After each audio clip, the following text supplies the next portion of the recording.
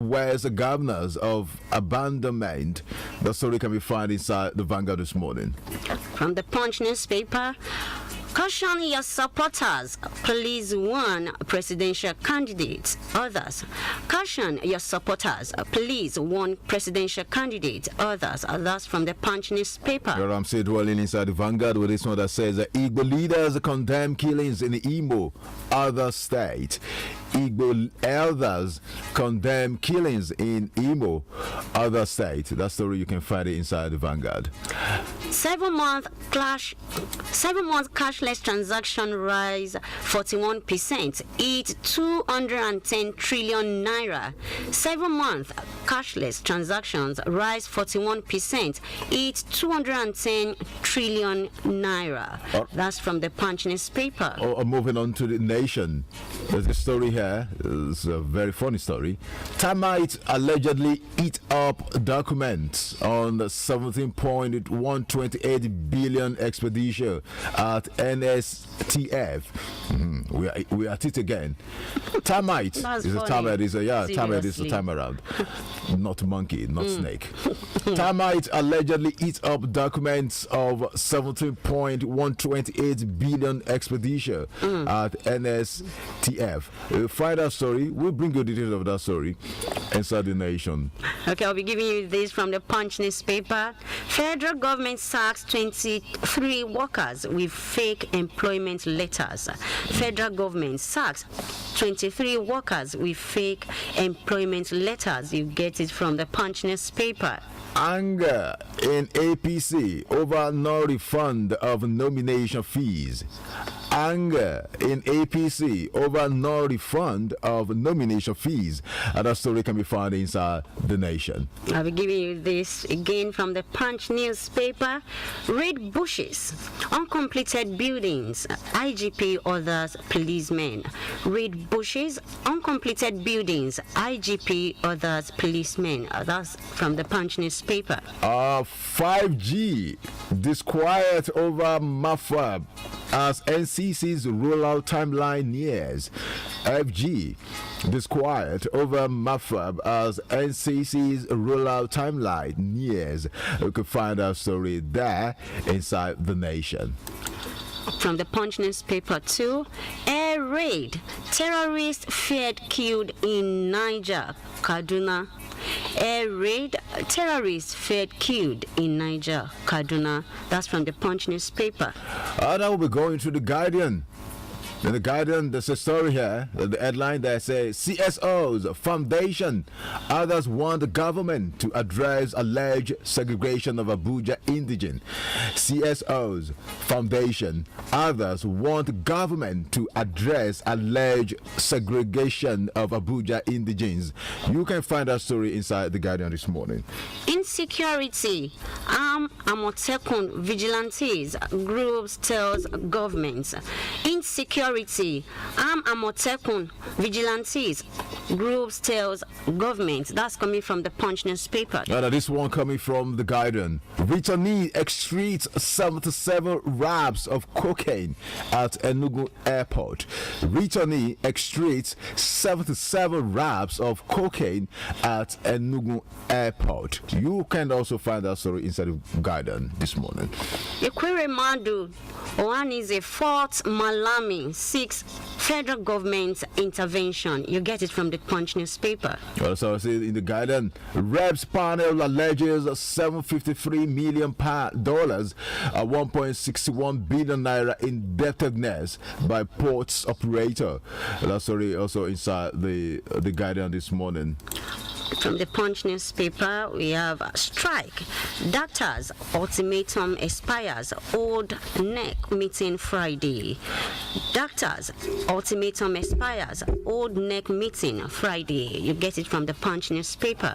All right, let me quickly pick some stories here from the Nigerian Tribune. With this one that say NDLEA uncovers 442 parcels of meth in smoked fish at Lagos.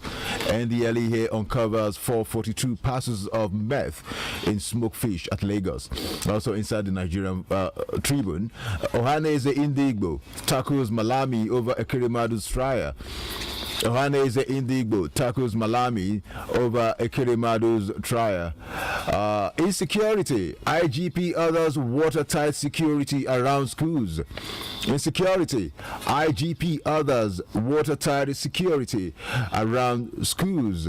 Also see inside the Nigerian Tribune. PDP crisis. Atiku Wike Camps meet today in Abuja. PDP crisis. Atiku Wike Camps meet today in Abuja.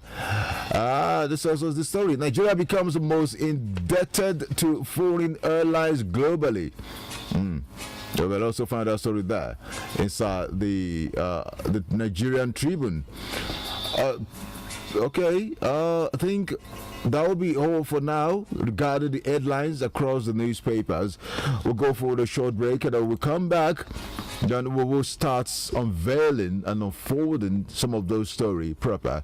So you can follow us with our stories so that you can later react or share your thought on any of the story that we've read so far this morning. You are still on to the Soul 95.7 FM, and this is The Trumpet. This is my only favorite station. Soul 95.7 FM. The best songs on the radio. Wow! I feel good. Soul 95.7 FM. So good. So good. I got you. Wow! This is my only favorite station. Soul 95.7 FM. The best songs on the radio. Wow! I feel good. Soul 95.7 FM. So good. So good. This is my only favorite station. Soul 95.7 FM. Attention all drivers. Excessive speeding can kill. Slow and steady wins the race. Don't let avoidable accidents send you to an early grave. Drive with care. A message from Soul 95.7 FM, Morisumbari, Lagos Ibadan Expressway, Ibadan. Attention all drivers.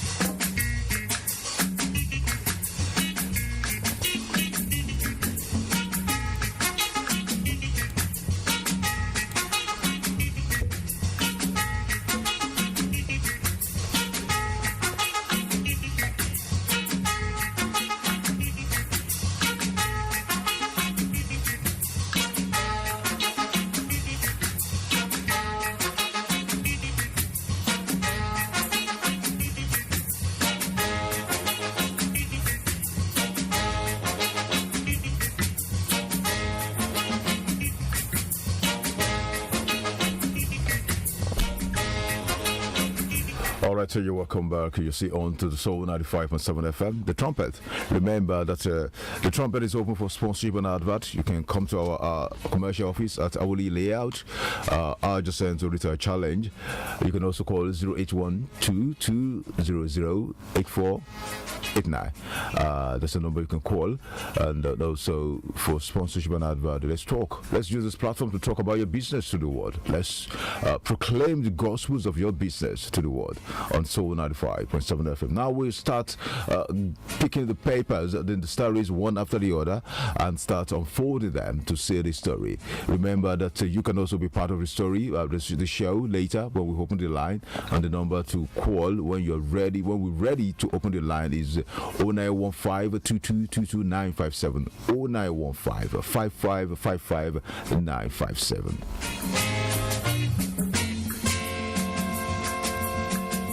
And I'll be picking my first story from this major headlines across most papers this morning regarding PDP crisis. A party's governors moves to reconcile Atiku Wike regarding PDP crisis. Following the feud between Governor Nyesom Wike of Rivers State and presidential candidate of the People Democratic Party (PDP) Alhaji Atiku Abubakar, governors elected on the platform of the party yesterday decided to intervene in the rift. It will be recalled that Governor Umaru Fintiri of Adamawa State visited Governor Wike in the Port Harcourt, Rivers State last Thursday as a way of placating the latter. Fintiri, who is the chairman of the Reconciliation Committee, had said the committee will achieve the desired result for the success of the party ahead of the 2023 election. He also disclosed that Nigerians will not forgive PDP if it failed to produce the next president, considering what he described as the rudderless nature of Nigerian state under APC. A source privy to the meeting told the press that PDP governors will meet this week in Adamawa State to resolve the protracted rift between Atiku and Wike. Speaking on the crisis, the source said, "I do not see it as a rift. I know there are plans by Governor Umaru Fintiri of Adamawa State to host the PDP Governors Forum in his state. I do not know whether they have fixed the date yet, but it is going to be within this week or next week. The governors will meet and discuss the issues at that level as part of the reconciliation effort." He said, and I quote again, "I am aware the governors are talking among themselves, and as you know, they hold their meeting from one state to another. Fintiri has also hosted this in his turn to host, and I can tell you authoritatively that the governors are talking among themselves about the need to hold that meeting urgently. Since the convention, no meeting has been held. Some of the PDP governors believe that if Fintiri is hosting the meeting, is seen as the neutral person that can put all the side together." Asked whether Wike is not disposed to a peace parley, the source, a former members of the National Working Committee, said, and I quote, "Wike is disposed to peace. If you look at his position, he has said that the problem is not Atiku, but the people around Atiku. Whether it is true or false, that is his position." Also, indications emerged yesterday how a former northern governor and ex-military top brass frustrating moves to reconcile Governor Wike and Alhaji Atiku Abubakar. This is on the heels of the claims by the Board of Trustee members of the party, Professor Jerry Gana, that told forces within and outside PDP were frustrating reconciliation effort. The story that comes today appear inside the Vanguard with this headline: PDP crisis, party governor moves to reconcile Atiku Wike. You can find that story inside the Vanguard. I'll be giving you the news from the Punch newspaper this morning, and starting with this story: Nigeria's 9 trillion naira oil revenue threatened. Federal government blame theft. Nigeria's oil production slumped by 28 million barrels between January and July 2022, threatening the federal government's 9.37 trillion naira oil and gas revenue target by the end of the year. The federal government, in the 2023 and 2035 medium-term expedition framework and fiscal strategy paper recently presented by the Minister of Finance, Budget and National Planning, Dr. Zainab Ahmed, blamed oil production shut-ins due to pipeline vandalism, crude oil theft, and high petroleum subsidy cost. Most industry experts who spoke with the Punch on Sunday also attributed the decline to oil theft, which appears to have defied solutions. After posting a high crude oil production figure of 399 million barrels per day in January 2022, Nigeria's production crashed to as low as 1.084 barrel per day in July, by dropping from 1.399 barrels per day in July to 1.084 barrel per day in July. It means the country lost about 315,000 barrels of crude oil daily, amounting to 28.4 million barrels of oil during the 6-month interval. Findings by reporters on Sunday from various monthly oil production reports of the Organization of Petroleum Exporting Countries indicated that Nigeria actually stepped up its output from 1.197 barrels per day produced in December 2021 to 1.399 barrels per day in January 2022. But this could not be sustained, as the country's oil production commenced a descent in February, dropping to 1.258 barrels per day and crashed further in March to 1.238 barrels per day. You get the story under this headline: Nigeria's 9 trillion naira oil revenue threatened. Federal government blames theft, and that's on the Punch newspaper. All right, I'm taking this one from the Vanguard. It says NDDC board, Niger Delta groups gives federal government 1 week ultimatum. The 21st century youth of Niger Delta and agitators with conscience, 21st century's SINDAC, a coalition of Niger Delta activities, weekend threatened a showdown with the oil multinationals if the federal government failed to inaugurate the governing body of the Niger Delta Development Commission, NDDC, cleared by the Senate since 2019 after 1 week. Also, a labor group, Amalgamated Union of Public Corporation, Civil Service, Technical and Recreational Service employees, also appealed to the Buhari to inaugurate the NDDC board. 21st SINDAC, in a statement by its spokesperson, Ebi said, if the government does not inaugurate the substantiate board of NDDC after 1 week, we will have no choice but to mobilize like minds in Niger Delta for showdown with the oil multinational, because enough is enough.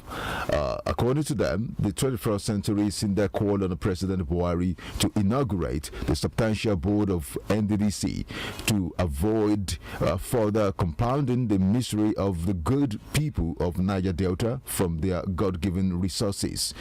He said in the quote again, the people will remember Buhari-led government as a government that played politics with the development and well-being of the Niger Delta. If the president does not inaugurate the board of NDDC, screened and confirmed by the National Assembly since 2019 to hit the ground running, it is really sad that after the conclusion and submission of the forensic audit, the substantiate board is yet to be inaugurated by a government that claims to love Niger Deltans and fighting corruption. Niger Delta would not allow unprecedented exploration and degradation any longer, since the administration of President Buhari is not sincere with the development and well-being of the Niger Delta region and its people. It said, and I quote, meanwhile, the General Secretary, Sikiru Wahid, in the statement appealed to President Buhari, National Assembly, President of the Senate, Speaker of the House of Representatives, and the Minister of Niger Delta Affairs, Umana, to take urgent steps to ensure NDDC deliver on its mandate. He said, and I quote again, as critical stakeholders in NDDC and of the regional development effort, after taking a critical review and appraisal of all the happenings within and around the NDDC since January 2019, I've resolved as follows: that we staff of the NDDC collectively under the umbrella of AUPCTRE cannot fold our hands while different political actors from the region through their actions or inactions undermine the enabling acts of the NDDC and so threaten the corporate existence of the commission. You can read the full details of that story under the headline NDDC board, Niger Delta groups give federal government 1 week ultimatum. Find that story inside the Vanguard this morning. Caution your supporters, please warn presidential candidate, others. The Nigerian police force has advised all politicians to ensure violence and caution their supporters against threatening voices of dissent and opposition in the run-up to the 2023 general elections. The police said any threat to life was a criminal offense, adding that the Electoral Act is also clear on the appropriate punishment prescribed for election-related crimes. The force spokesperson Olumuyiwa Adejobi stated this in an interview with The Punch on Sunday against the backdrop of online bullying and violent verbal exchange between the supporters of the All Progressives Congress presidential candidate Bola Tinubu and the Labour Party flag bearer Peter Obi. Reports had alleged that the Ghanaian president Nana Akufo-Addo advised Tinubu to seek medical care and give the Labour Party presidential candidate the chance to rule, but the Ghanaian High Commissioner in Nigeria, Abdulrasheed Bawa, had since denied the report in a statement. The High Commissioner described the report as false and misleading, adding that the Ghanaian leader did not write such a letter to the APC leader. A viral video of the pirate confraternity in which the members were mocking a leading presidential candidate in a song also attracted anger and condemnations across the country. Similarly, there has been increased cyberbullying on social media and attacks by overzealous presidential candidate supporters, sparking anxiety that this might accumulate the electoral violence during the campaigns, which would kick off in September. You can read the rest of the story. That's from the Punch newspaper under this headline: Caution your supporters, please warn presidential candidate, others. All right, so I'm seeing inside the Vanguard under the Metro, the story comes the surface there. Igbo elders condemn killings in Imo, other states. Let's read the details of that story. Some concerned Igbo elders have condemned in strong terms recent cases of criminalities in the Igbo state and other part of the southeast, resulting in the death of innocent citizens. To this end, they have called on the perpetrators of such acts to desist from their wicked tendencies or face the wrath of God and the people.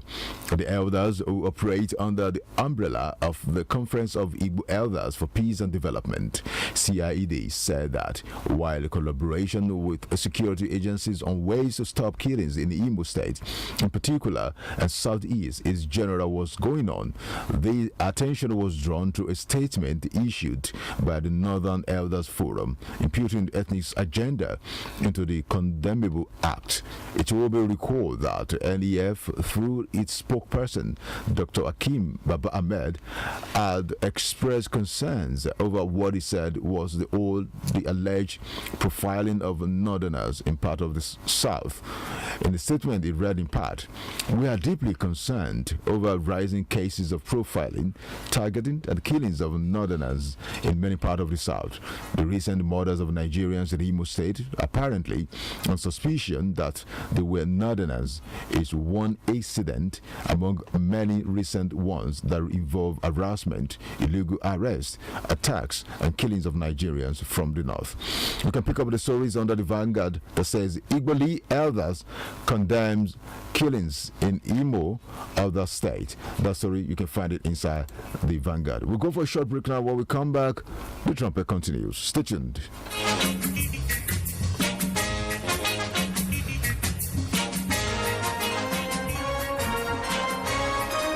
This is your radio. 95.7 FM. Your day sounds better with your music and your station playing on the background. Soul 95.7 FM, Osunbari, Lagos Ibadan Expressway. The radio station you can't live without.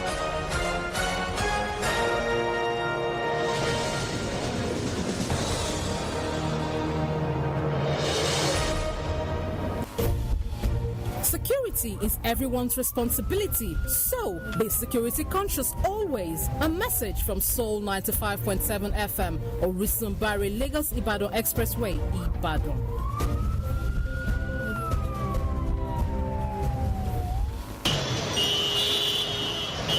Attention all drivers. Excessive speeding can kill.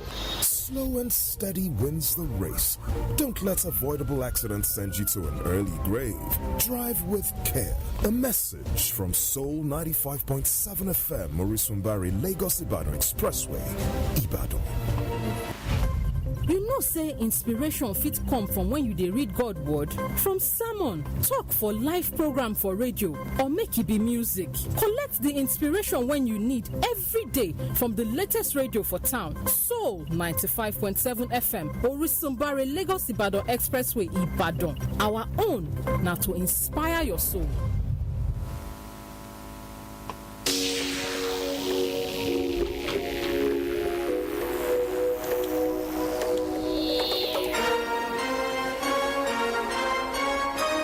This is your radio. 95.7 FM. Your day sounds better with your music and your station playing on the background. Soul 95.7 FM, Osunbari, Lagos Ibadan Expressway. The radio station you can't live without.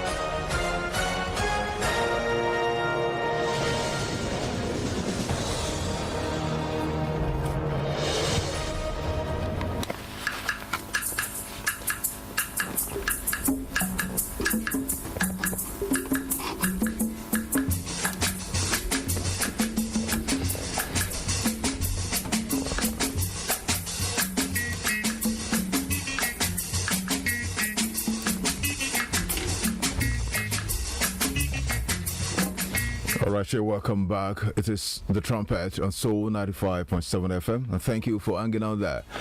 Yes, you can also advertise or sponsor on this segment of the Trumpet, which runs from 7 o'clock to 8 o'clock Monday to Saturday.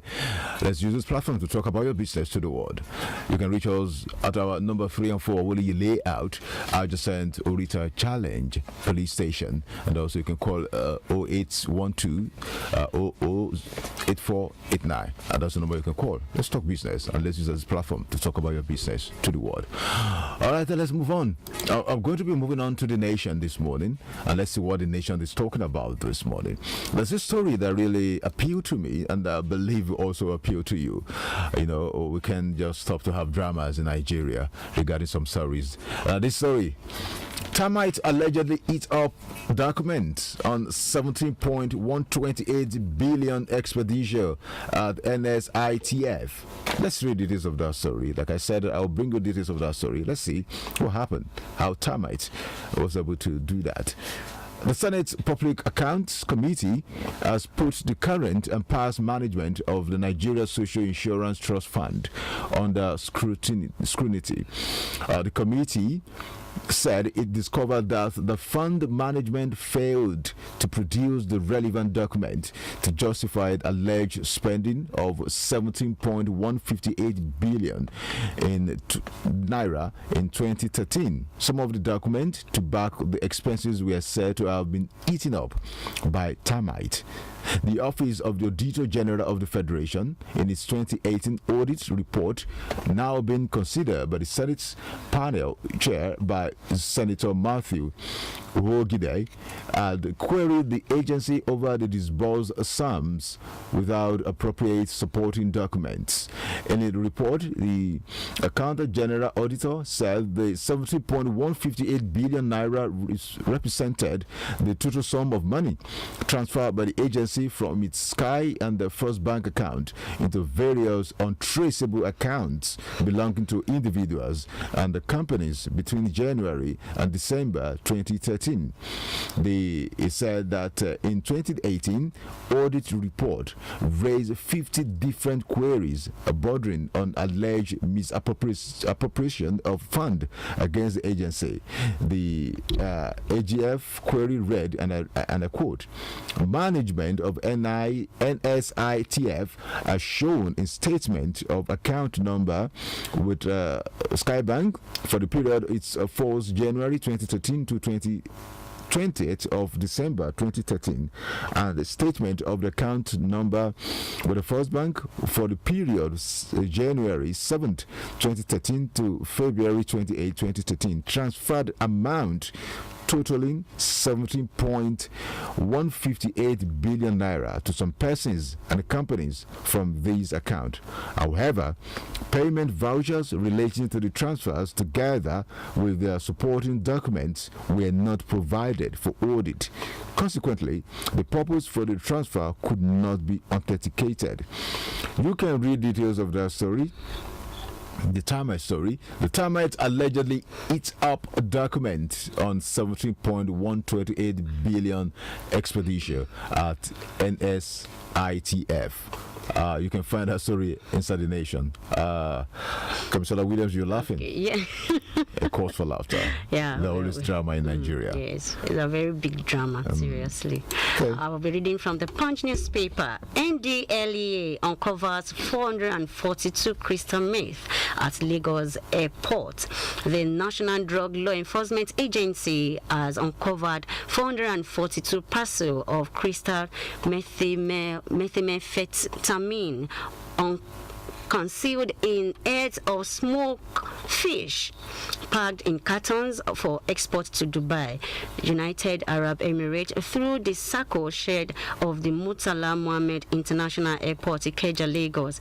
The 11.90 kg consignment was brought through to the SACO export shed of the airport on Friday this month by the freight agent Adekunle Paul, 32, from Yagba, West Local Government Area, Kogi State. In a statement in the Anti-Narcotic Agency spokesperson Femi Babafemi, the agency noted that Paul was promptly arrested upon the discovery that the 7 cartons he presented for export contained parcels of the dangerous drug wrapped with foil paper and concealed in the heads of hundreds of smoked catfish.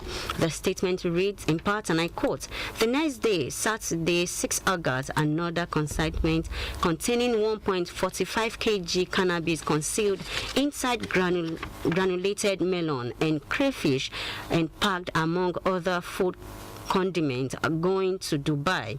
UAE was also intercepted by NDLEA operatives who arrested the freight agent Ajishefini Latif that presented the cargo for export at the SACO shed. The 39-year-old agent is from Abeokuta West Local Government Area, Ogun State. Meanwhile, anti-narcotic officers at the Akano Ibiam International Airport, Enugu State, arrested 50-year-old Ungbabuna Eberechukwu for ingesting 77 pellets of cocaine. Eberechukwu was arrested on Saturday, 6 August, after his arrival from Addis Ababa, Ethiopia, on board an Ethiopian airline flight. The suspect, who hailed from the Idimili South Local Government Area, Anambra State, passed out the 77 wraps of the illicit drug in 8 excursions spanning 4 days. You can read the rest of the story under this headline. NDLEA uncovers 442 crystal meth at Lagos Airport. You get it from the Punch newspaper. All right, so I'm saying inside the nation, IG raises alarm over plot to attack public facilities. With the riders, DCO abducted in a Abia government invade school, killed a teacher in Nasarawa. Inspector General of Police Usman Alkali yesterday raised the alarm over a plot by criminal elements to attack public institutions and structures across the country.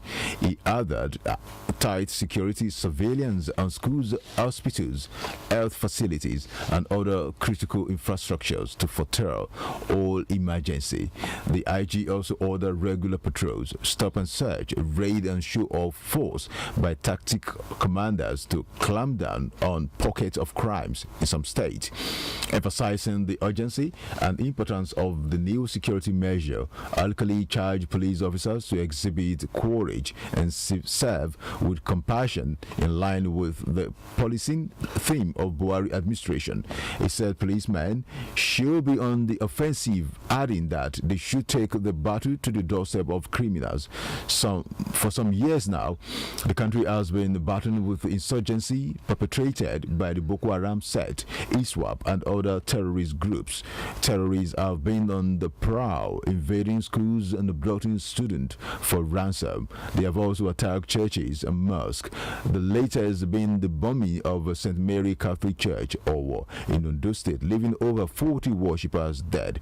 Almost 5 months ago, a train was attacked on Abuja-Kaduna Road. Not all the abducted passengers have regained their freedom.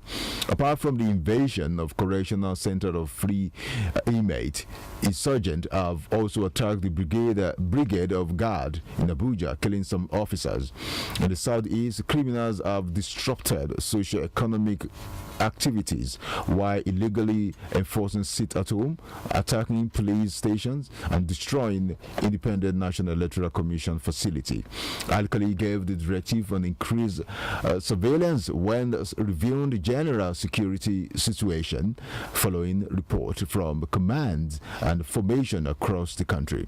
The police boss directed strategic police managers at various levels to prioritize the use of intelligence gathering networks, particularly traditional local intelligence, to locate criminal hideouts and flush them out before the strike. According to the statement by the police public relations officer, CSP Olumiwa Adejobi, the IG charged all officers and men to be on the offensive by taking the fight against crime to the doorposts of suspected criminal elements, including bushes, uncompleted buildings. He said policemen should profile them and charge those found wanting to court. You can read details of that story under the headline that says IG raises alarm over plot to attack public facilities. That story, you can find it inside the nation. Still reading from the Punch newspaper. Ekiti PDP adopts new leadership style. Fayoshe kicks.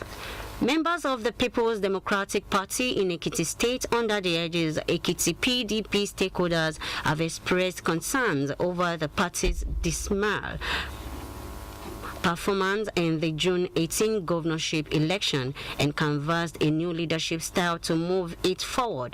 Stakeholders at the meeting, co-convened by a former deputy governor, Professor Kolapo Olushola Eleka, and former PDP national treasurer Adewale Aribisala, called on party members to go back to their units and wards and begin serious mobilization for the Atiku Abubakar presidential project. According to a communique made available on Sunday by the state's PDP publicity secretary Raphael Adeyanju, the stakeholders, including former deputy governors, former party chairmen, former national working committee members, former local government chairmen, and former national and state lawmakers at the meeting on Thursday said, and I quote, "There is urgent need to strengthen the party in order to win subsequent election in the state. The current style of one-man show leadership by Mr. Fayoshe is ineffective, totally primitive, outdated, bizarre, and utterly rejected. There is an urgent need for the party to fashion out a new leadership style that will engender unity among PDP members and ensure victory for the party in subsequent election. Henceforth, the party in the state adopt a collegiate leadership style for the collective rescue mission of the party losses and liabilities. You can read the rest of the story with this headline: Ekiti PDP adopts new leadership style, fire shake kicks. That's in the Punch newspaper. All right, so on that note, you can reach us. The line is open now for you to contribute. Share your thought on 0915 2222 957 0915 5555 957. That is 0915 2222 957 0915 5555 957. That's the number you can call. You can also send a text message to react to any of the story that we've read so far this morning, or where a story that really touches you or that really caught your attention and you want to share your thought. That is the number you can call this morning. Welcome. This is Soul 95.7 FM. The trumpet continues.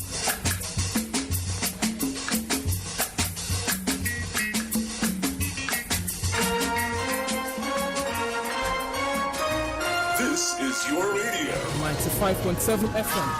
Your day sounds better with your music and your station playing on the background. Soul 95.7 FM, Osunbari, Lagos Ibadan Expressway. The radio station you can't live without.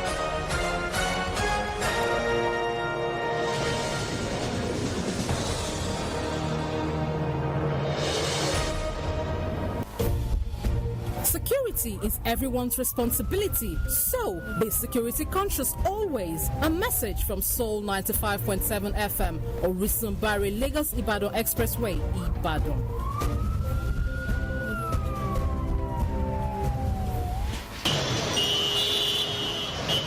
Attention all drivers. Excessive speeding can kill. Slow and steady wins the race. Don't let avoidable accidents send you to an early grave. Drive with care. A message from Soul 95.7 FM, Osunbari, Lagos Ibadan Expressway, Ibadan. You know say inspiration fit come from when you dey read God word, from sermon, talk for live program for radio, or make e be music.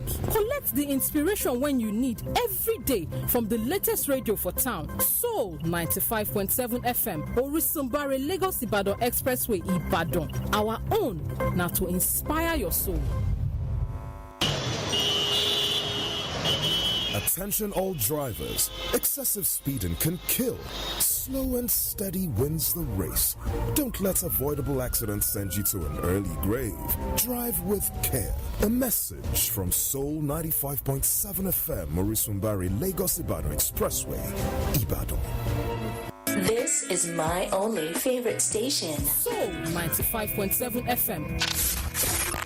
The best songs on the radio. Wow! I feel good. Soul 95.7 FM. So good. So good. I got to you.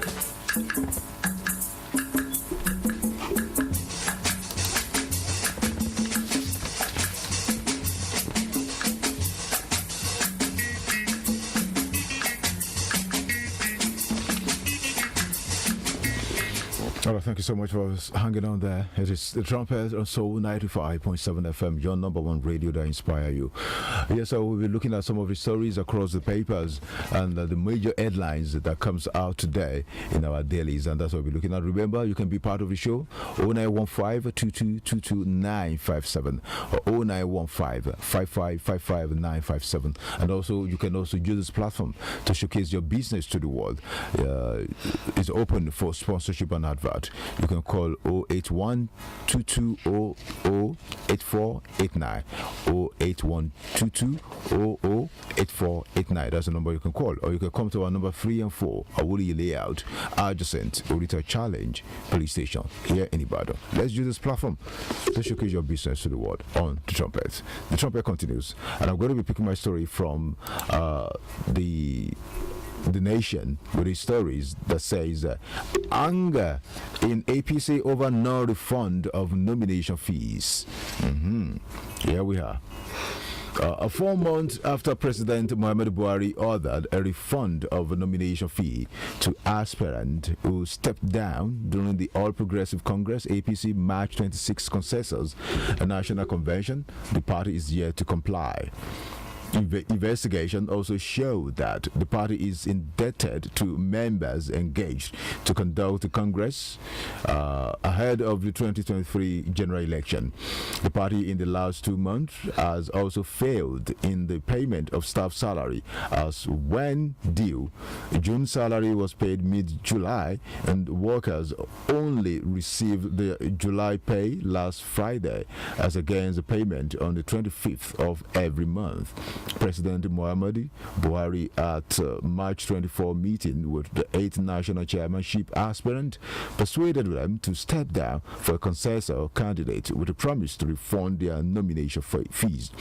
Each aspirant for party office paid between 20 million to 2.5 million for the service, expression of interest and nomination form, and depending on the office, and contested for investigation show that the party raked in over 700 million from about 170 persons. It was also learned that the party generated over 3 billion naira from members who purchased the expression of interest and nomination forms to contest for ticket ahead of the 2023 general election. But despite the huge receipts, affected party members are complaining about the non-compliance with the presidential directive. Other members who may soon launch an attack on the Senator Abdullahi Adamu-led National Working Committee are those engaged to conduct screening and party primaries that produce the candidate for 2023 election. Anger in APC over no refund of nomination fees. That story, you can find it inside The Nation. Okay, still reading from the Punch newspaper. Osun tackles ex-commissioner over state finances claims. Osun State government on Sunday tackled ex-finance commissioner Dr. Wale Bolonuduro regarding his claims on the finances of the state under Governor Adegboyega Oyetola. The government said Bolonuduro represented facts and told lies against the person of Governor Boyega Oyetola and the government he oversees. Reacting to claims by Bolonuduro during a press conference, he addressed regarding his defection to the People's Democratic Party in a statement signed by the Osun State Commissioner for Information and Civic Orientation, Funke Egbemode. The government said claims by ex-finance commissioner that he used his contact to raise funds to modernize Osun was not true. This statement read in part, and I quote, "For God's sake, how can a single member of a state cabinet under the leadership of a governor arrogate such glory to himself? For instance, he claimed to have used his relationship with the governor of Central Bank, my former boss, he said, to facilitate a 2 billion naira revolving fund to micro, small and medium farmers, traders and artisans without issuing an ISPO for any monthly deduction from FAC. You can read up the rest of the story under this headline: Osun tackles ex-commissioner over state finances claims, and you get it from the Punch newspaper. All right, I'll be taking my next story from Nigerian Tribune. And under that, the headline news on front page of the Nigerian Tribune says the federal government borrows 19.3 trillion naira from CBN in 7 years. The writers under that says about amount 25 times higher than 2015 figure. A borrowing fueled inflation could reach 22.6 trillion by year end, expert. And let's read the details of that story. The federal government's borrowing from the Central Bank of Nigeria has in recent years exceeded the limits stipulated by the CBN Act, with the attendant implication on the economy. It was also found out in this that a fresh findings have shown that the federal government's total borrowing from the Central Bank of Nigeria through ways and means advanced ballooned by 19.26 trillion naira in 7 years, over 25 times higher than what it was in 2015. According to the head of economics and finance expert, these may hit a 22.6 trillion by the end of the year, with the biggest risks being inflation and currency depreciation. Analysis of the data obtained from Central Bank of Nigeria website show that the total W&M liabilities have increased by more than 25-fold over the last 7 years, from the barrel 648.26 billion naira in 2015. According to CBN, claims on the federal government through W&M rose to a new milestone, up to 28.4% when compared year on year to 19.9 trillion naira at the end of the year 2022, from 50.5 trillion naira recorded in June 2021. The story: federal government borrows 9.3 trillion from CBN in 7 years. That's where you can find it inside the Nigerian Tribune. Okay, I'll be giving you this story too. Federal government sacks 23 workers with fake employment letters. No fewer than 23 ghost workers have been uncovered in the Federal Ministry of Works and Housing in Abuja. The Federal Civil Service Commission discovered the civil servants whose employment letters were discovered to be fake. It has therefore ordered that the affected persons be disengaged from service. The Punch reports that the head of civil service of the Federation, Dr. Folashade Yemieson, has been lamenting the presence of fake civil servants in the nation's ministries, departments, and agencies since the beginning of her tenure. Last week, the Punch reported how a civil servant in the ministry, Richard Ogenehoro, reported the presence of ghost workers in the ministry. The panel set up within the ministry on the matter had recommended sanctions for the whistleblower for breaching public service rules. Reports from newsmen on Sunday obtained copies of some letters from the FCSC and the ministry, which confirmed the presence of civil servants with fake employment letters. You can get the story with this headline: Federal government sacks 23 workers with fake employment letters. That's coming from the Punch newspaper too. All right, on that note, we say thank you for being part of the show this morning. Thank you for contributing, for listening, and also we appreciate for you hanging out there on Soul 95.7 FM, the Trumpet, this Monday edition. The traffic report comes by the top of the hour, 8 o'clock. Stay tuned to Soul 95.7 FM.